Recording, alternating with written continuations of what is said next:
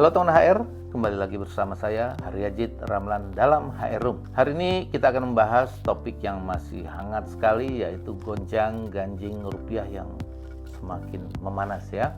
Kira-kira emiten apa yang berdampak terkait nilai tukar rupiah ya terhadap dolar AS. Kalau kita bicara 5 tahun yang lalu sampai saat ini rupiah sempat 14-an ya. 2 tahun 3 tahunan kita masih sempat melihat 14-an ya. Tahun yang lalu itu 15 ribuan, sekarang sudah mencapai 16.300 ya. Artinya nilai tukar rupiah terhadap dolar AS ini terus mengalami pelemahan. Tentu ini berdampak ya bagi banyak hal ya, tidak saja emiten ya, tapi juga kaitannya erat dengan produk-produk yang lain yang ini tentu akan berpengaruh kepada Indonesia ya, terutama perusahaan-perusahaan yang memiliki cost dalam bentuk dolar.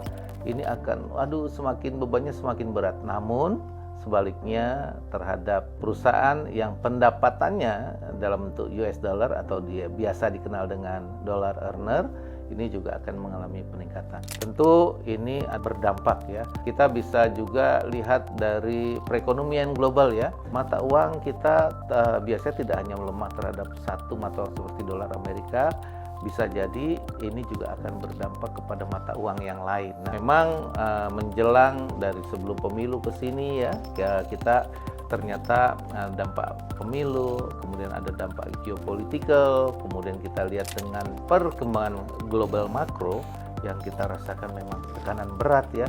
Hampir semua negara kemarin juga mengalami pelemahan termasuk Indonesia. Akibatnya kita bisa lihat ya, banyak pengurangan semacam PHK yang dilakukan tidak hanya di Indonesia tapi di berbagai negara ya.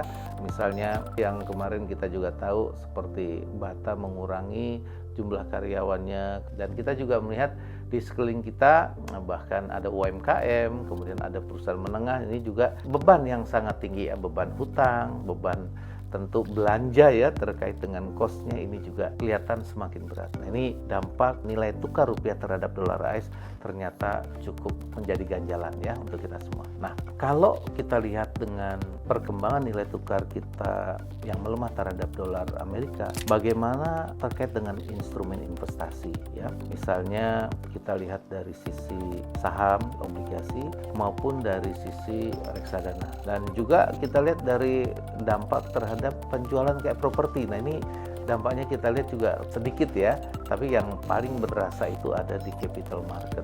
Nah, kalau kita bicara saham, beberapa waktu lalu indeks sempat mengalami kenaikan sampai 7.400-an, sempat juga mengalami penurunan sampai di bawah 6.900 ya. Sekarang hari ini sudah naik lagi ke 7.000. Artinya impact dari penurunan nilai tukar rupiah terhadap dolar AS ini terjadi juga pengaruhnya terhadap pasar saham ya. Artinya secara keseluruhan kalau kita bicara indeks.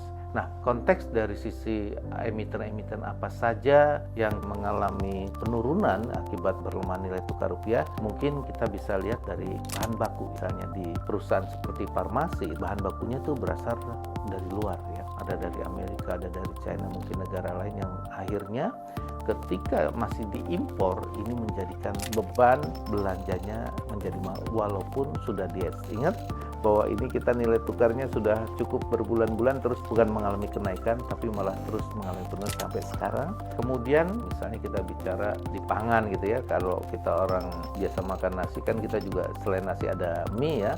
Mie ini juga bahan baku dari luar, terutama gandum. Gandum itu kita tidak memproduksi gandum, dan dengan kebutuhan gandum yang tinggi untuk pembuatan mie instan, nah ini juga tentu berpengaruh nih ya terhadap perusahaan yang melakukan impor terhadap gandum. Kemudian suku cadang ya, terkait dengan spare part, motor, mobil ya, semuanya juga sebagian dari luar, ini juga berdampak ya. Kita juga bisa mencermati bagaimana perkembangan otomotif. Sekarang harganya mulai tinggi ya, bisa jadi lantaran bahan baku yang relatif mahal menjadikan cost tinggi, akhirnya penjualannya pun mau tidak mau mengalami kenaikan.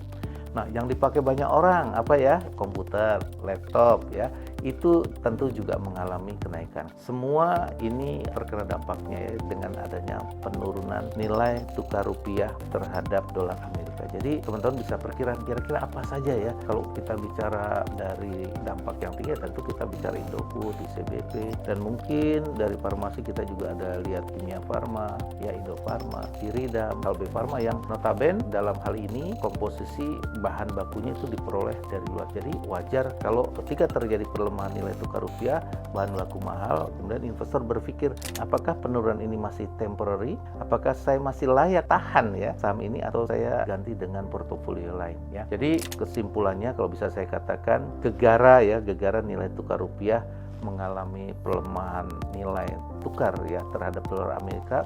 Ternyata ini dampaknya kemana-mana ya. Berbagai bahan baku yang tadinya cukup relatif mampu akhirnya menjadi mahal dan akhirnya ini berpengaruh semua. Jadi kita harus tetap berhati-hati menyikapi perkembangan nilai tukar. Nah, namun ada juga yang diuntungkan, yaitu perusahaan-perusahaan yang notabene dalam penjualannya dilakukan dalam bentuk dolar. Nah, ini kita tentu bisa lihat siapa aja ya yang kira-kira diuntungkan dengan perusahaan seperti ini, dan mudah-mudahan teman-teman juga memegang saham-saham tersebut. Dan kita ayo bersikap hati-hati, lihat kondisi pasar yang ada, dan tentu lihat fundamental kinerja perusahaan yang kita beli apakah masih bagus atau tidak, dan tentu kita sebagai investor untuk keep untuk long time, untuk jangka panjang. Kalau menurut teman HR gimana nih pendapatnya terkait dengan gejolak rupiah yang memanas sampai saat ini? Yuk komen di bawah ini ya. Terima kasih sudah menonton HR Room. Semoga dapat bermanfaat dan membantu teman HR. Dan jangan lupa untuk like, share, dan juga subscribe YouTube channel ini agar lebih banyak lagi informasi, edukasi, dan pengalaman yang akan saya bagikan. Sampai jumpa di video selanjutnya.